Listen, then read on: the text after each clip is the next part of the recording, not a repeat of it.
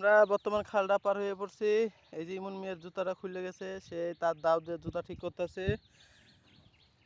আরেকজন বড়ি গাছ তলায় গেছে গা, ওই দেখেন, কিন্তু সে ভয়ে সামনে আগাতে পারতেছে না। যেহেতু হ্যাঁ,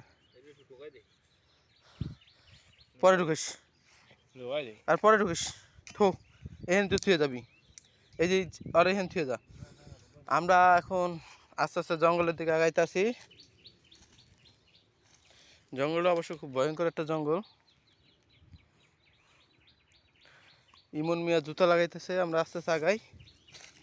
শাকিল মিয়া কিন্তু আস্তে আস্তে দুই পা করে ভিতরে ঢুকতেছে, যে খারাপ কিছু দেখে আর কি উঠতে উঠতে ধরতে হবে। সোজা কথা, দেখেন প্রচুর পরিমাণ বড়ই পড়ছে এখানে। আর অবশ্য মাথার উপরে এই যে গাছটা দেখতেছেন, এটা বড়ই গাছ। শাকিল বাইক লুয়েছি গাইল করে, সে আসবে না, তারা কইছি না আসলে তার 2 নম্বর হয়ে যাবে। তো অবশ্য আমরা জায়গা মতন পৌঁছেছি। এই দেখেন বিশাল জঙ্গল, কখন কার পিছন মাইরে দেয় জঙ্গলের ভিতর থেকে পশু পাখিতে কওয়া যায় না। আর এই আমাকে শাকিল ভাই, তার পিছন যদি মাইরে দেয় একটা সেই হবে, দেখতে পাচ্ছেন।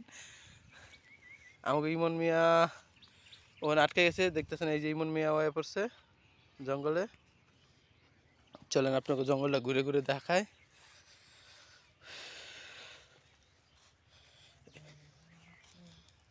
ইমন, এই যে আপনার জুতা হয়ে পড়ছে এই জায়গা,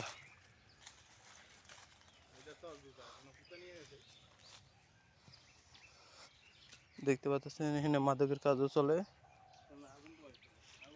রাখি।